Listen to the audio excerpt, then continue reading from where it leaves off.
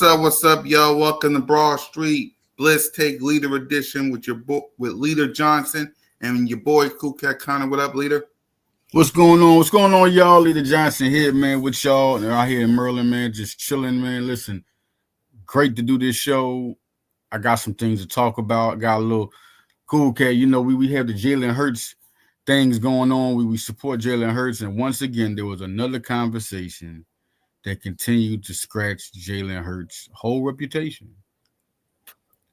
It was on the start us off, Leader. Start us off, man. Start us off. Speak for yourself. It's a show with Joy Taylor, Keyshawn Johnson, and Paul Pierce, and TJ Humanzada comes on there sometime between the facility and Speak for Yourself. And they were sitting there and they were talking about top 5 quarterbacks. So they go through the list, right? And Randy Moss named 4. That was the whole subject. He named 4 of them. And so they were like, who's the top 5? He didn't name Jalen Hurts in the top 4.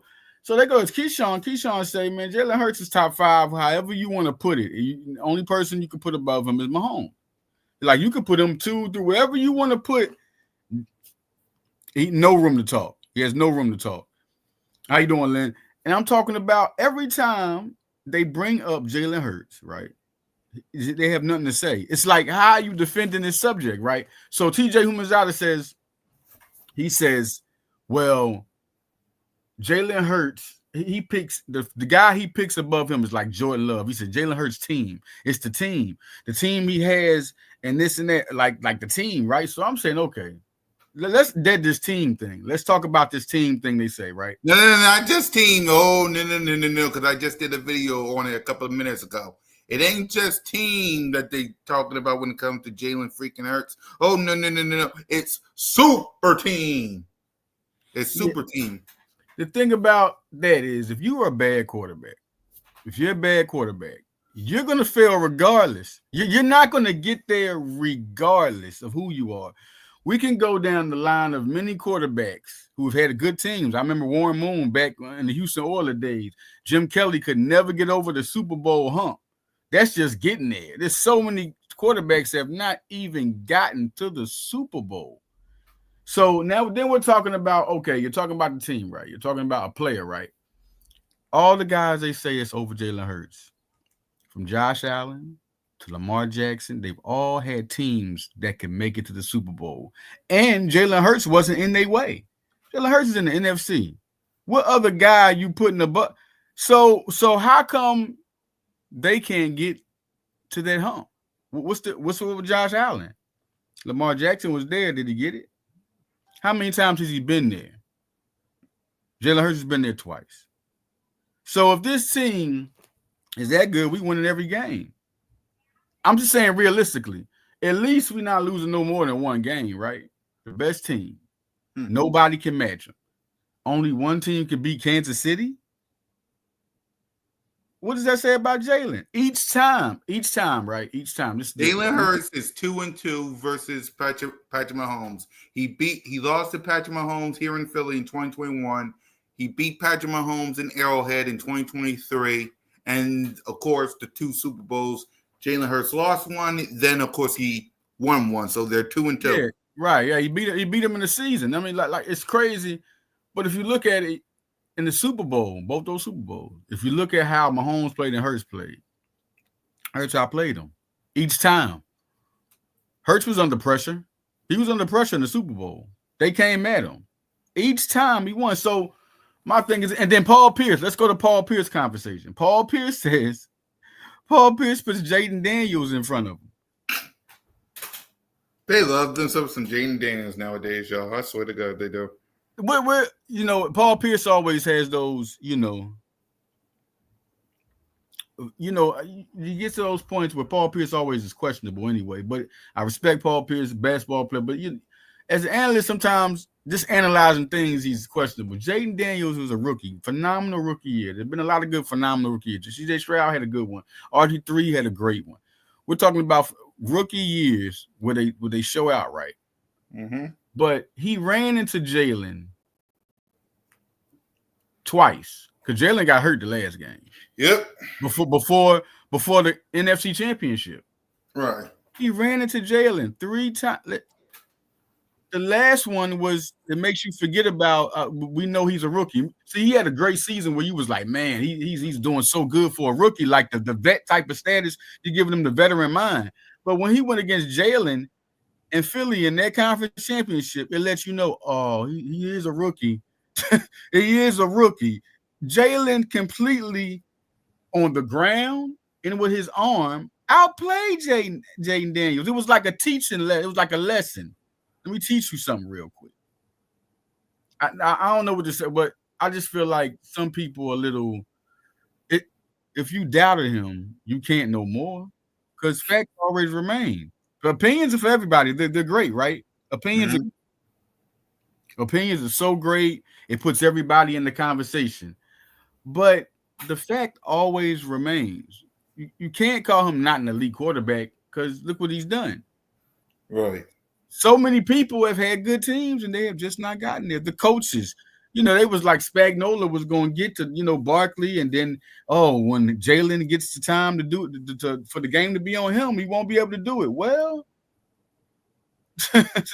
Well, the Super Bowl says different. I mean, it's nothing you can say. Jalen's going to have to. He's going to be one of those guys where the whole game respects him when the game is over. When you look at his attributes and what he's done as a player from college, from high school, really, he's always played with different coordinators since high school. It's not even been college. It's been since high school. He's played with different coordinators. He has his dad around him, and he always answers the pressure. I think he answers the pressure in the most direct way because it's the way that we want to do it, but we don't. We want to be that calm. We want to and then just perform, but we got to say a little something, Right. So I feel like on that point, going I really that one kind of because Jaden Daniels and Jordan Love. Talk about if you had Jordan Love with the Eagles, he would do the same thing. What? This is what TJ Humanzada said. What makes y'all not like him that much? When you say you go from Jaden Daniels, a rookie, to Jordan Love, saying these guys are just as good. He's played Jordan Love one-on-one. We did a schedule prediction. Remember Cool Cat? And I said Green Bay would be one of the teams. And I said Washington would be one of the teams to beat. But their record, they're the better quarterback. They're the better quarterback. That's, I don't know.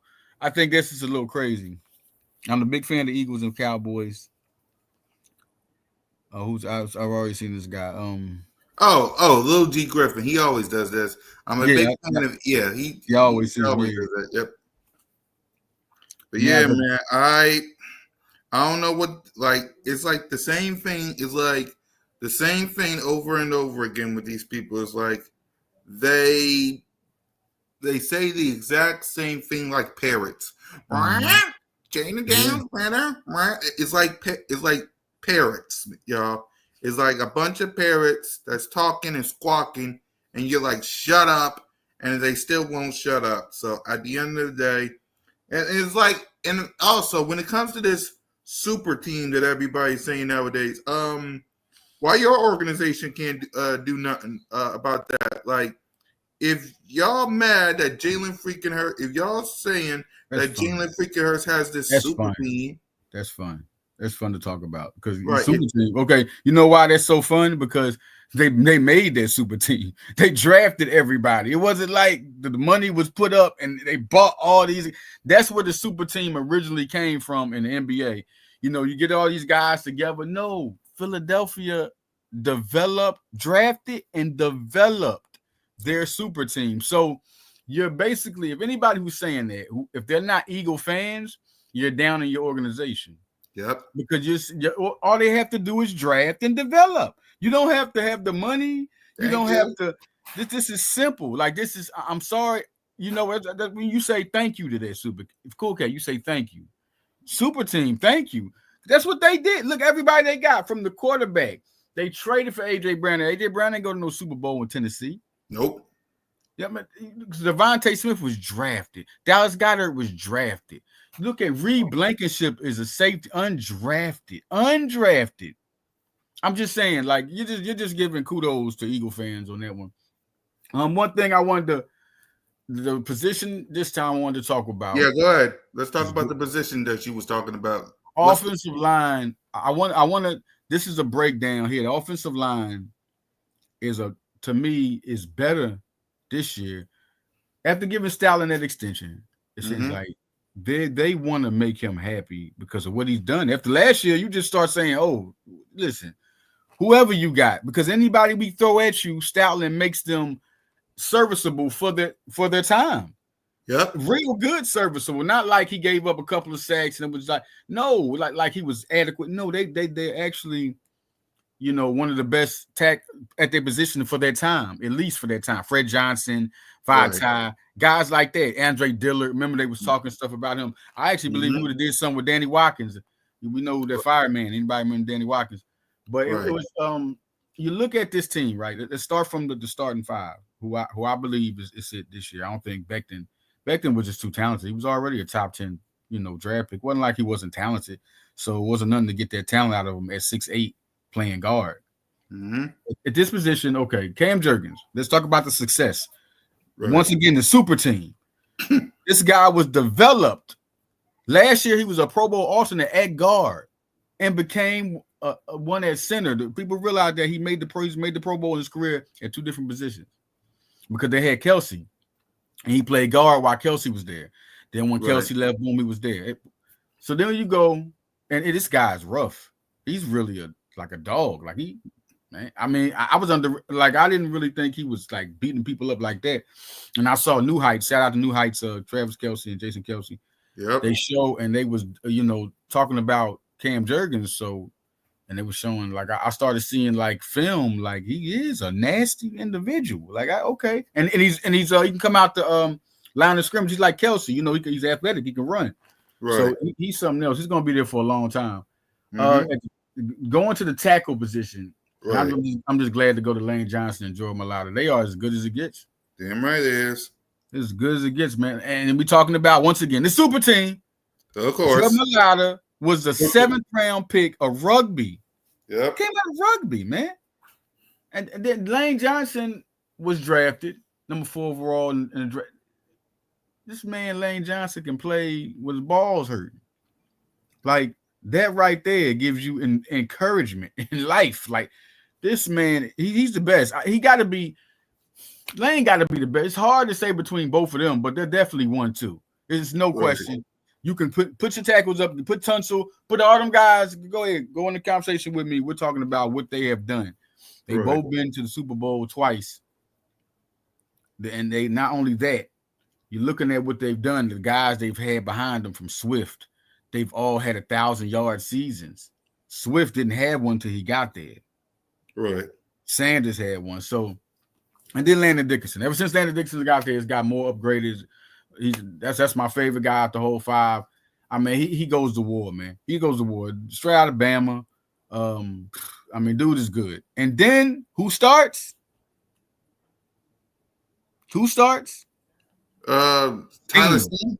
Yes. I mean, he's been good though. Tyler Steen can play tackle or guard. He played at Oklahoma, then he played at Alabama. Transferred to Alabama. The guy was a tackle at first. Stalin saw him as a guard that could play guard. Put him in training camp, and he earned the credit. So that's going to be good. Listen, Steen is like that. Last year, Stalin compared him to former Eagle, All-Pro Brandon Brooks. That was last year. But Becton was playing so good, he earned the spot. They was going back and forth. Man, I mean, Steen could have easily won that position, but this is how Becton, y'all don't understand how good that position, the battle was.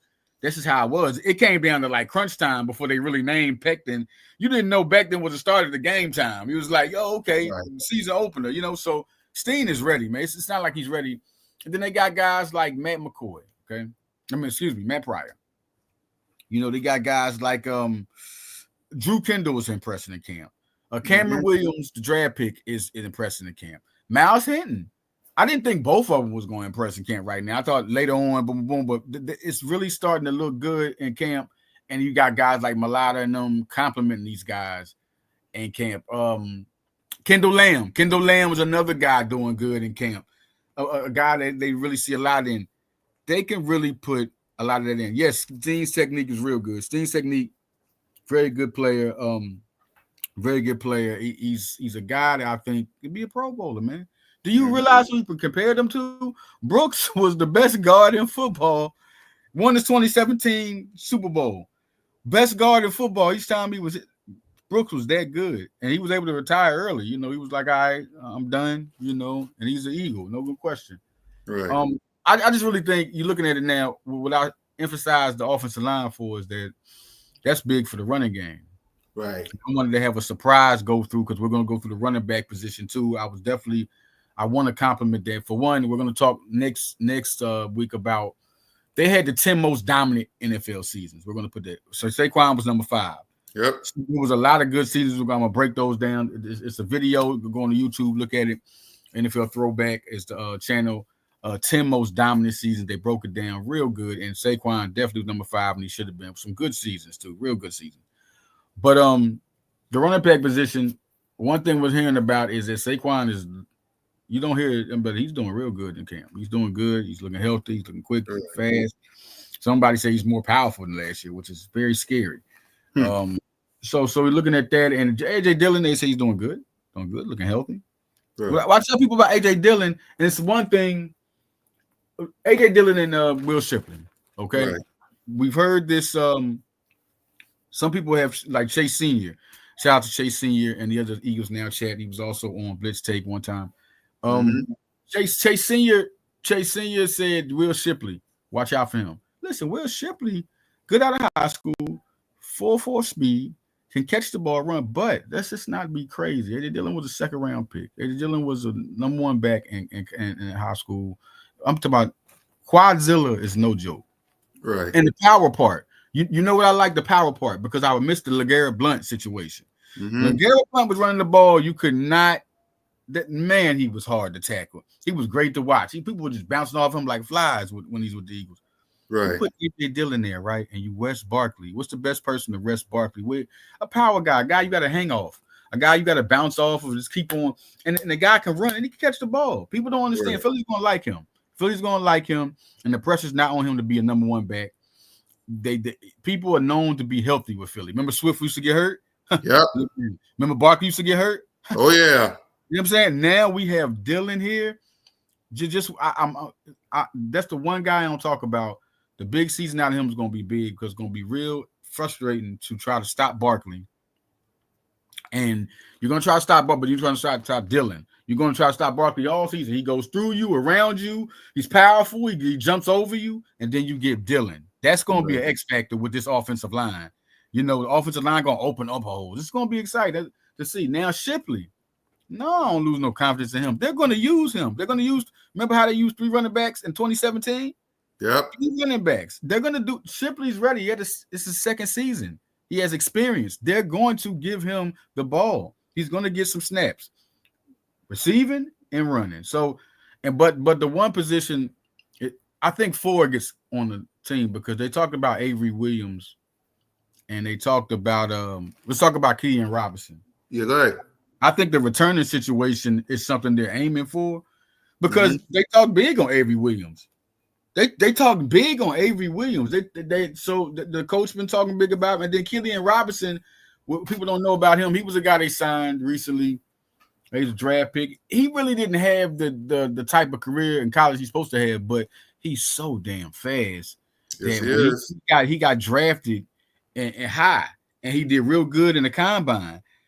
If you put him, and he can return in the NFL. That's the thing. Him and Avery Williams and Killian Robbins, I think one of them are going to make the team. If you ask me, it's going to be 4 running backs. I think one of them are going to make the team because they're interested in a returner. They want to have Philadelphia's in this situation now. They're an elite team. They're a young team, right? So they want to work on having every position unstoppable. Every position, and that's the one position. I mean, Cooper did good, and Britton Covey did good returning punts.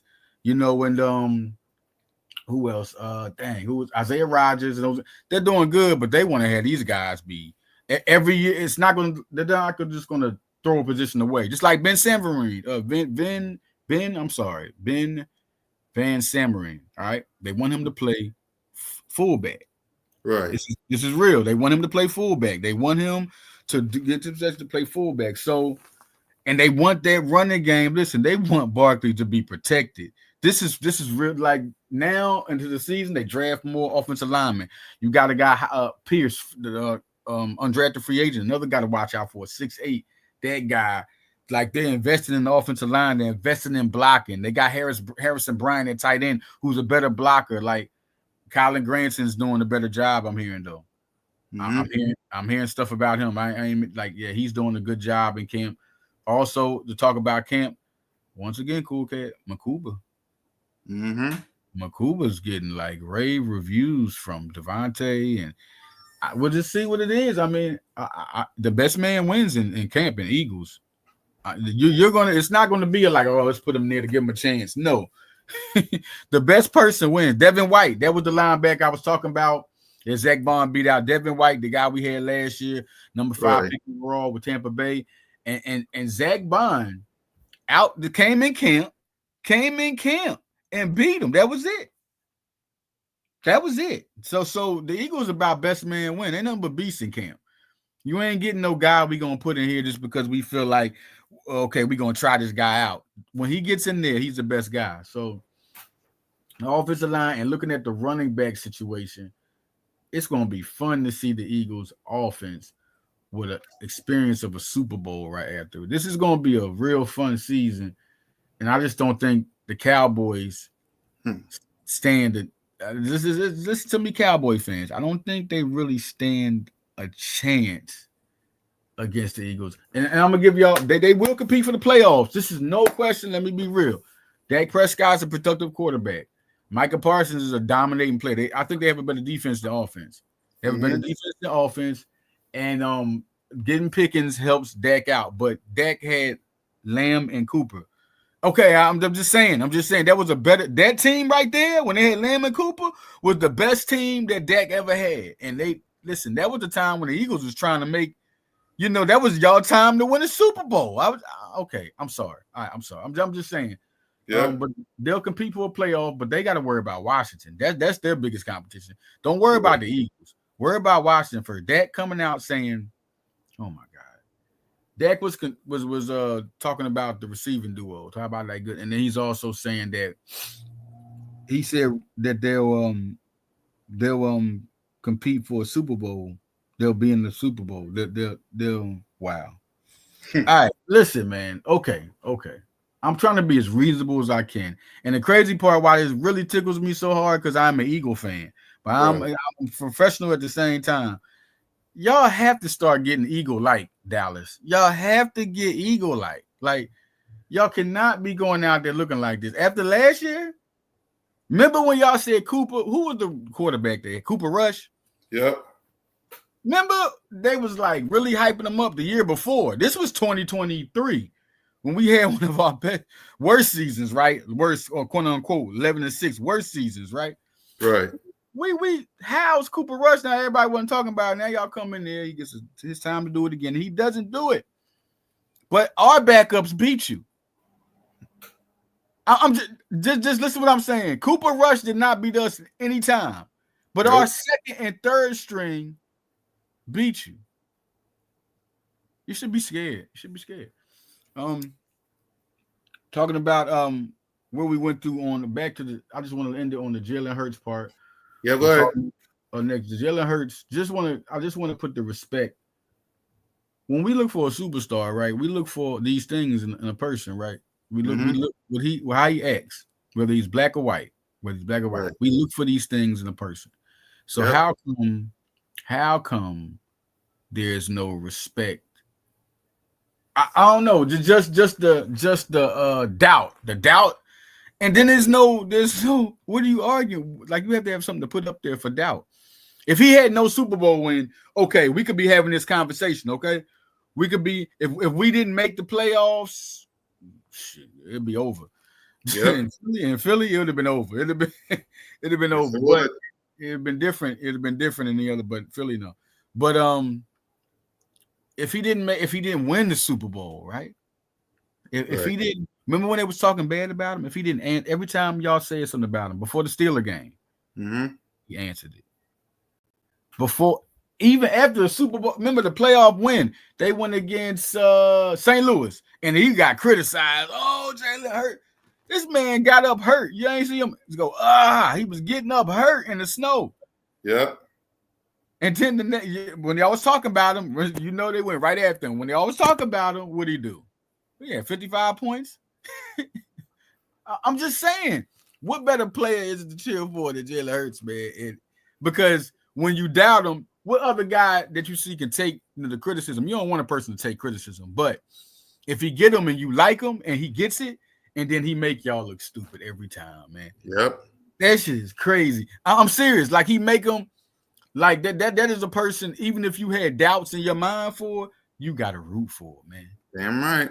You got to root for, man. And he's a Philadelphia. Not only do you have to root for him, y'all know what you also have to do. Y'all have to acknowledge me.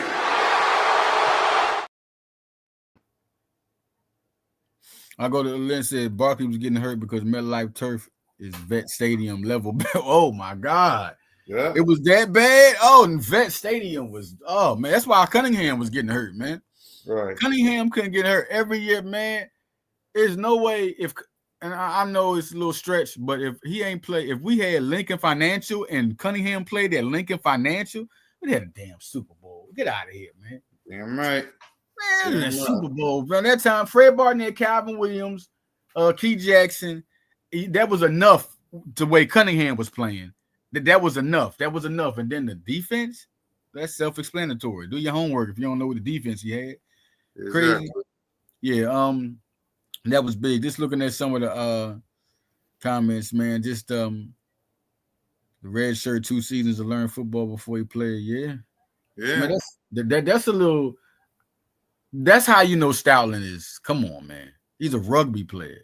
That sport don't look. I mean, maybe because he's running with the ball, but he don't have to. He has to play offensive line. You got to push people to your size or more athletic than you. So that was a great game. That was great. Exactly. So that's all we got, right, leader? Yeah, so we got. Listen, next week we're gonna talk more about the wide receiver position. There's guys coming up in camp. There's guys that are talking about, and also next week we're gonna talk more about camp. The guys coming in, coming out, and I have it's the kickoff next week. Sorry to interrupt you, leader. Next week we're kicking off training camp week. We'll be kicking off training camp week. So we're previewing and counting down everything, starting with leader edition. So be prepared. Next week we're counting down 1 o'clock. 1 o'clock. Let's go. Let's go. So for leader and your boy Fly goes like, yeah, I'll be going to open practice. The 10th. So make sure y'all tap in for that. Fly goes fly. Go Birds. I gotta get ready for work. So enjoy y'all day and good day, man. Do your thing. We out, man. Peace out.